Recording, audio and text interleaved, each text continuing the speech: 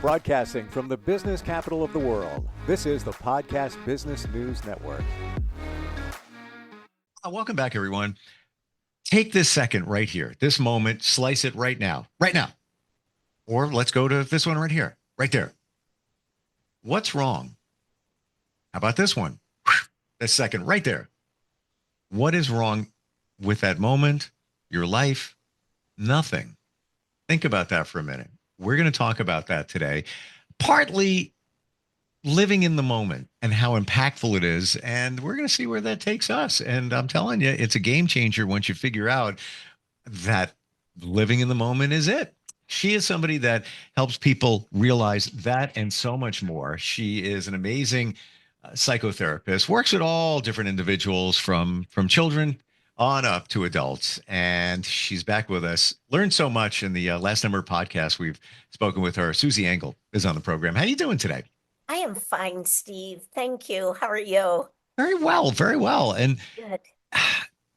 am I getting that right? Do you agree that if you just slice this second right here, what can be wrong with it? Yeah, I mean, that's a better question. What could be wrong with it rather than what's wrong? Or we could ask what's right. What's right about it or what's okay? Well, I guess we should say where we're going with it. We're without thinking about the past and without thinking about the present. If you're thinking about this second right now, and you don't have those reference points of then and now, just then in the future, I think it's perfect. There's nothing wrong. Exactly. I love this. I love this beginning of a conversation, and we don't know where it's going to go because it's moment to moment. And it's also this almost, I don't know the word, almost a calm. It's almost a calm if we're just in this moment.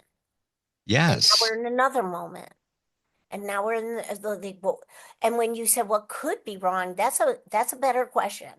Or what is right about it? Because you know what's right about it is how we are in this moment. How am I? How are you in this moment? I feel very good. I feel very calm. Yes. Yes. No, granted. Not in the past. That's the game changer. There it is right there.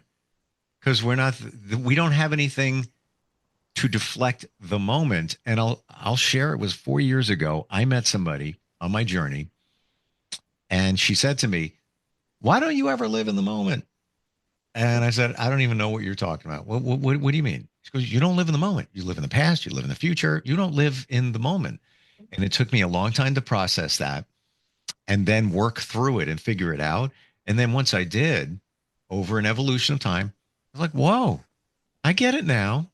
Because yes, in this moment, you and I, everyone else, can think about the future. Oh, I got that coming up. Got to deal with that. Well, that's good, but that's not that good. Or you could marinate in the past and think about, oh, what has happened, good or bad, Yes, yes. and gets in your way. Or we could be in this moment and just say, I'm plugged in. I use that term a lot. Like I feel plugged in. Yep. I feel this clarity. Or some people say focus. Whatever it is for people, I don't know. Sometimes we don't have the words. And I used this word last podcast. I said sometimes things are ineffable. We don't have the words to describe it, but for each of us, we might come up with different descriptive words. But it's just being in this moment. And I love this conversation already because if we're too far, listen, we all have lives to live. We all are planning ahead, or we have long-term goals, or whatever that is. We all have a to-do list. That's okay. But if you and I are going to have a conversation that is going to benefit this audience, then I think it's rather respectful, or maybe not respectful, but important for us, more important for us to be in this moment for the audience, for our sakes, for our health. 100%. And why don't we look at the past and at the future, what it can do to you and for you. Yes. So, is it true that if you think about the past, that can bring on depression, potentially, things that have happened? If you think about the future, that's anxiety. You're anticipating what is to come or what could happen.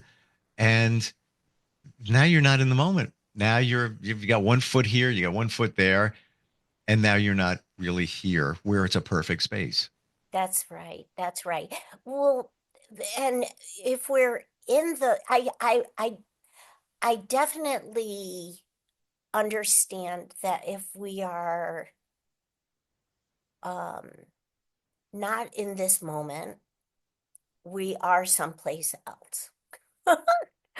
Where that is, it could be the past, it could be the future, it could be like I'm out of myself. Hmm. There's a lot of options. And what happens is whether we I don't want to oversimplify that if we're in the past, we're going to bring on depression. If we're too far in the future, we're going to bring on anxiety. Although I Sure. think that there's a lot of research that can back that up, but it's probably way more complicated. And maybe this is a conversation that we're going to have from time to time here on this podcast series. But I will say that the one issue that is for sure, and you nailed it, is if we are in the past or we're too far in the future, we're missing out. We're missing out. That's a perfect, beautiful description. And so is what you said before, clarity. You have clarity when you're in the moment because there's nothing that is deflecting your mind. You're enjoying now. And if you look to the future, and I think they do studies, research polls on this, somewhere around 92% of the things that we worry about never transpire. You are wasting your Absolutely. time. It's just, I'm not even going to go into detail, but I was concerned about something that I was worried about that could potentially, be a health issue. I was worried about it. Yeah. Guess what? I was worried about nothing. I was worried and I knew it. My intuition said, take take a pause, take a moment. You don't need to worry about that. Worry about it then if you need to worry about it. I didn't even give it a thought. I was like, hey, what happens, happens. And then sure enough, everything was fine. I didn't even need to give it that much space in my mind. And I think that rules for most things in life, that the things that we worry about don't even transpire. Absolutely. Absolutely. Granted, if we are in the moment and we do have to have an attention drawn to something less pleasant than this moment, Mhm. that's true. So we have to find a way to cope with that when we are in that moment, but we are not in that moment. And for us to miss out on and seriously, like when I am in the moment, I do feel I can feel within myself very differently than if I'm anticipating something that's not happening now Mm, or that I'm perhaps rehashing from the past. mm, And I know when I go inward and just sense or get that felt sense of what's happening within me, it's very unsettling compared to being in this moment now. Does it feel like for you, if you, and again, to your point, there are things that, we have to be concerned with, in the future, whatever it is. But does it almost feel like for you, if you think about the future or the past, it's almost like you got one foot outside the door? Yeah, I think that you mentioned that too. If we have one foot in the past and one foot in the future, then we are not, we're neither here nor there. And they're probably like children's stories that represent that. I mean, I'm trying to evoke in Mm, my mind, like, what is this? Oh, it could be the Billy Goat's Gruff, like the grass is always greener. mm, Well, what are we going to miss out on? I don't know what the children's stories are, but I imagine that if we're neither here nor there and we're straddling these moments, again, I'm going to say the words we're missing out. And that's a terrible loss. It's bad enough that we have experiences that are imposed upon us that cause loss, yeah. and we have to come to terms with that. But for us to have the empowerment or the state of mind to say, wait a minute, I have to reel myself in and get back into this moment, that's something we're all capable to do. How do you do it? How is that done? Is there, I'm not going to say a magic scenario, secret sauce to get into the moment, to stay in the moment. I don't even have that answer. The only thing that comes to my mind is if it's the future, worry about it when you need to worry about it.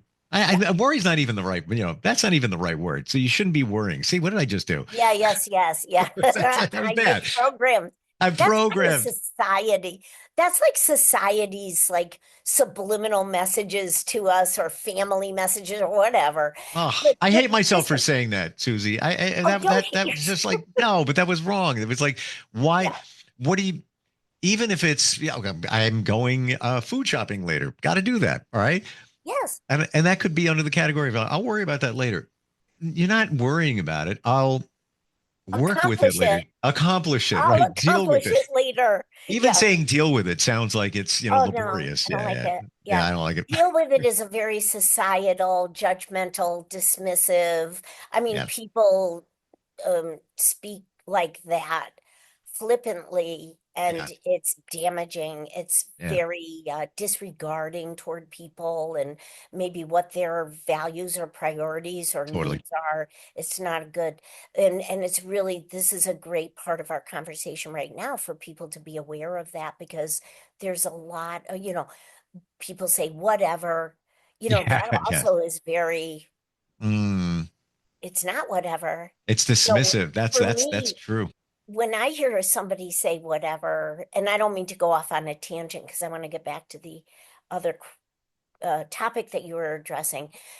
When somebody says whatever, it's kind of like, or it is what it is. It's kind of like saying, well, accept the unacceptable. And that's not okay. Like, that's not sustainable. We Mm, have to plug in and address whatever we need to address for ourselves and for our health. But to get back to what you were saying, how do you do it? So I'm going to take that personally. How do I do it, Susan Engel? please. I I think that there is a skill, a life skill to prioritize and to be able to Mm, say, if I stay in this moment, I can accomplish, I can do, I can feel what I want to feel, I can be aware of all five senses, I can maybe set out to do what I really want to accomplish. That's fine with me in this moment. But for me to have the strength, and I don't mean like strength, like I can lift strength, mhm. but really the resolve to say I can prioritize and not be interrupted because this is my priority right now. This is my boundary.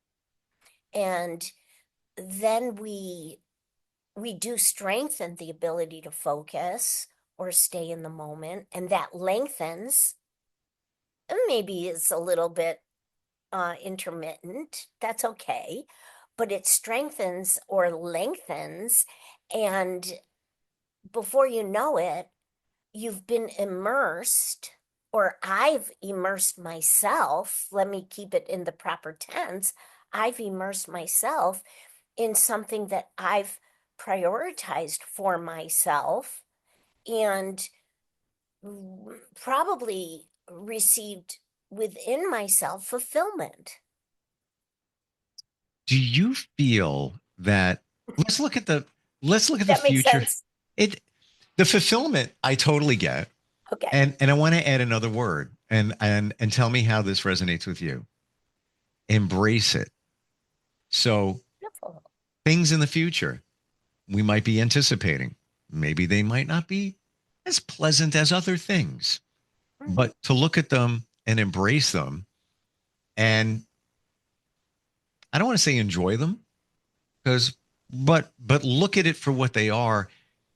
And I don't want to say with the rose colored glasses on, but look at it as a positive of, I'm going to get, let's say it's a challenge in the future, Mhm.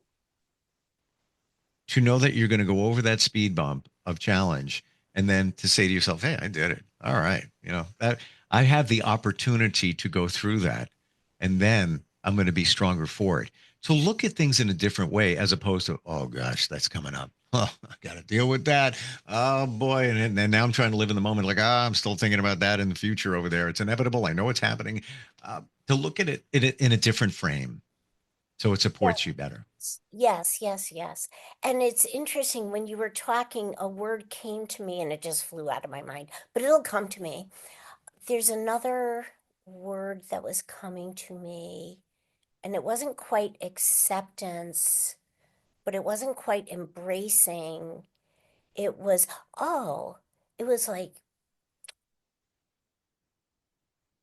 the concept of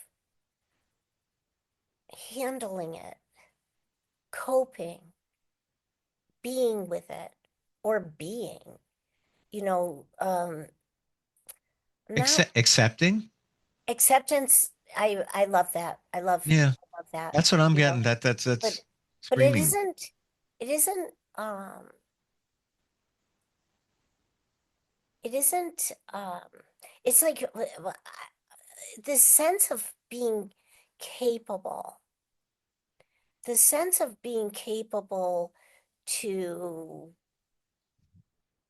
I don't know whether it's experience things or figure things out and still be whole, I think is just a beautiful way to maybe get in touch with ourselves. I mean, I don't mean to get all off track about this, but staying in the moment is enriching. It really is. And what I'm seeing from you is the stuff that we concern ourselves with in the future. Once you've been through a number of things, I believe you just build that resilience to know that it's going to be okay no matter what.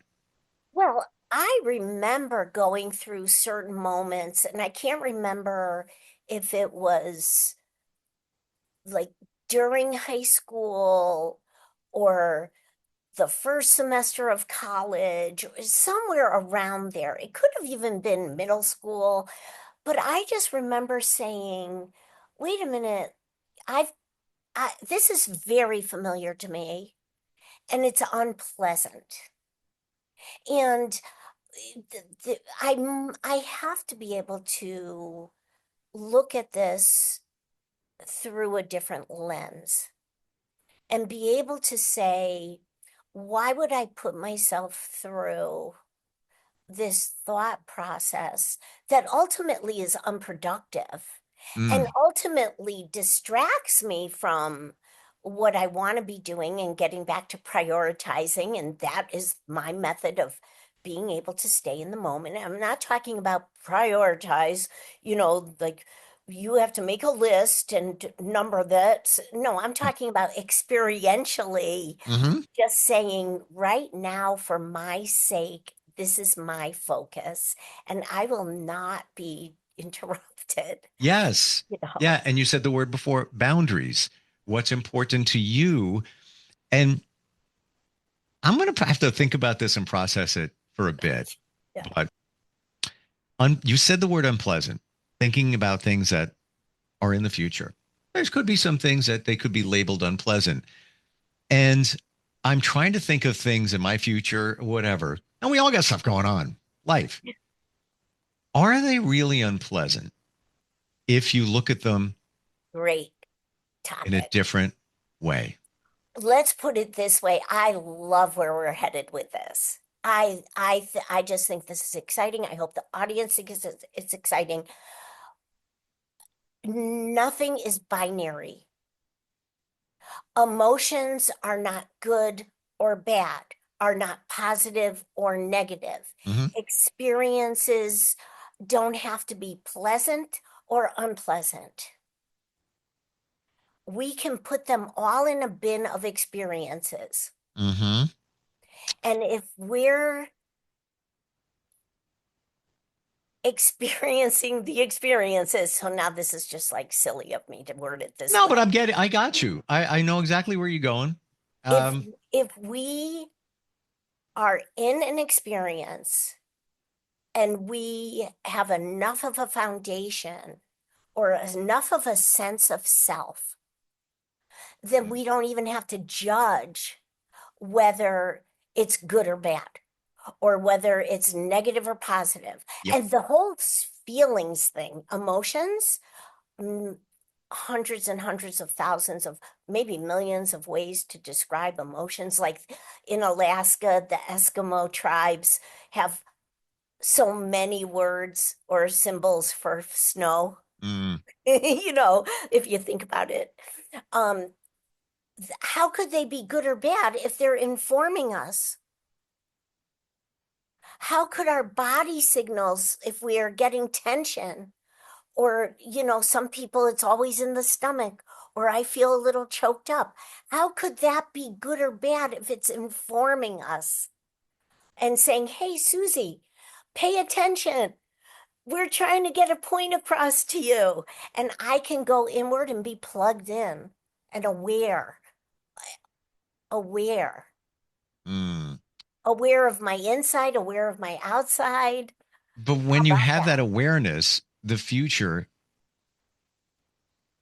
items that some may look at being unpleasant aren't unpleasant anymore. And I don't want to be that person that, somebody calls out and says, oh, you have the rose colored glasses on. You always have the glasses half full. I'm not saying that. I'm saying that there's positivity taken from everything, no matter what it is. You have a doctor's procedure coming up. Some may say, it's going to be uncomfortable, unpleasant, it's going to hurt.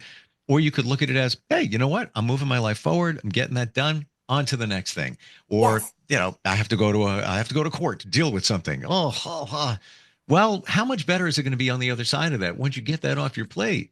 So it's really not unpleasant. It's a positive thing when you're moving forward. I do want to go back to, and I'm guilty of saying this. It is what it is. I used to be guilty of saying that. I don't say that anymore so much. Now you really won't say it. Yeah. Well, sometimes it does slip out.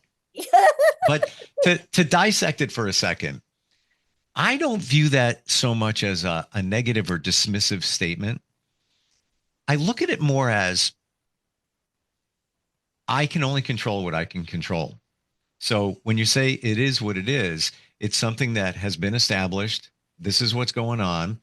I can't change it. And if I try to change it, it's futile. Why am I even bothering trying to change it? And you just accept it. I can't change things. I can't worry about things I can't change. That's I get from it is what it is. Then I'd rather you say, I can control what I can control, and I am not held back by things I can't control. I'd rather you say that. I agree. Because I can only say when I am in conversation, like if you and I were together having coffee or talking about whatever it is, not on this podcast, and something came up and you said, it is what it is, I can give you the context of why I believe people say that. Because, back here on the couch, a lot of people will say, well, it is what it is. And it's within a context of I'm accepting something that's unacceptable. And maybe you don't use it in that context, but over here, I totally understand it. And yes, it's a common thread, and I'm a stickler for it. I got you. And you're right. And I agree. I will say, what do you mean? And then the client might say, well, this person's rage in my life, da da da da da. I mean, I'm not even going to Picking give an anything, right? example because I don't want to rile people up, but I did work with somebody, and very accomplished client, talking about a significant other, doesn't matter which gender is which gender. Mm-hmm. And this significant other was driving a car with children in the car. And when that partner was driving and felt a little bit offended by another driver, that driver would veer toward that lane, or veer toward this lane. And the client is telling me how alarming that is and how scary it is. Mm-hmm. And the more I was listening, and the client said, well, it is what it is. And I said, what I say, it sounds like you're accepting something that's not acceptable. And that's What unacceptable. is that? What is that about you? What's going on? I didn't say, what is that about you? I said, what's happening right now? And it turned out that there was a deep fear of abandonment and being alone, and accepting the unacceptable because she or he was with that person. So, we're going deep here. Was she, this person, afraid to say something to the spouse, significant other, for fear of them getting angry, judgment, and potentially, I'm going way deep here, of that person, all right, well, I'm out of here, and fear of abandonment. So they would hold that inside and not even say anything. Right. And I really don't think that would have been the scenario. No, but in the this subconscious client, mind, yeah. This client, successful, adept at so now I'm doing the gender thing, adept at her profession, but didn't have the voice for whatever reason. But So, it sounds we're like but this is our moment right now to kind of but this process. is It is what it is. what a lot of people deal with.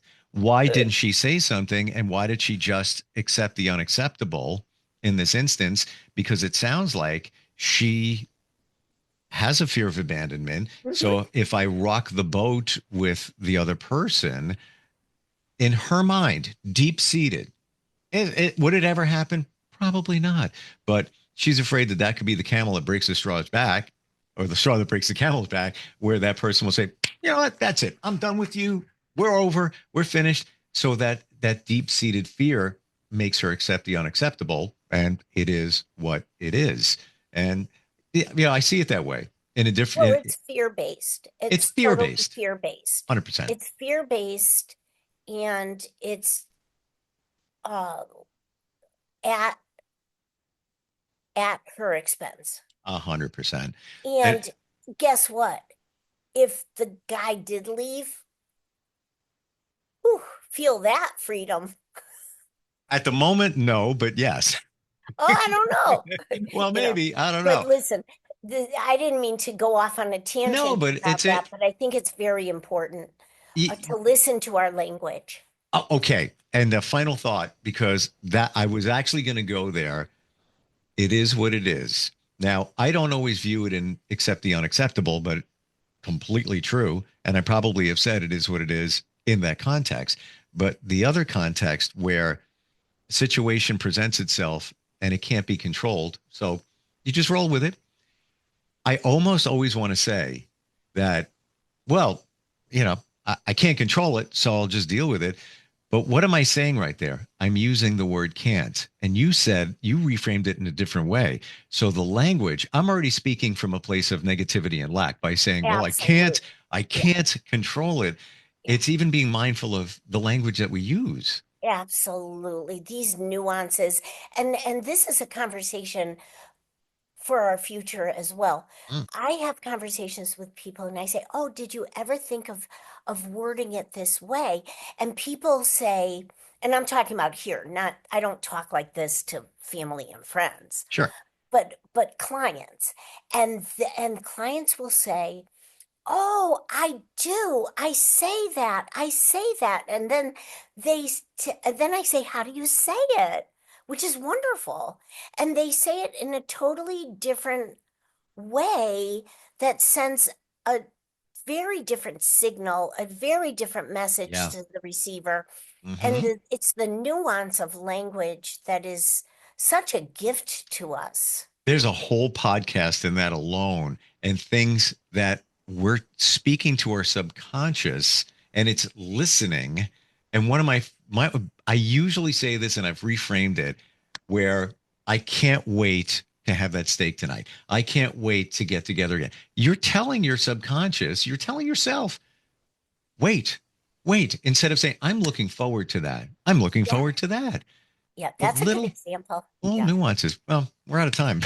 It goes so fast. I I say know. that every I know. time. But it's so nice discussing these things with you, Steve. Thank you. Same with you, Susie. And you gave me different views of a lot here. But you know what? It was wonderful living in the moment with you. Thank you. And Yeah. How do we? you as How does well. somebody else live in the moment with you? How do they find you? Yeah, really, like reach out through my website. It's Susan Engel, SusanEngel hyphen LCSW.com. Yep. Super simple. Start the conversation.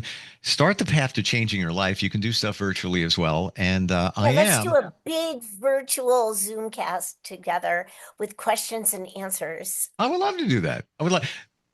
I'm looking forward to meeting with you next time. I thank you. I do too.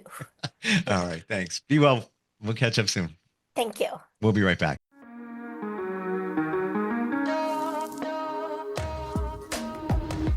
Broadcasting from the business capital of the world, this is the Podcast Business News Network.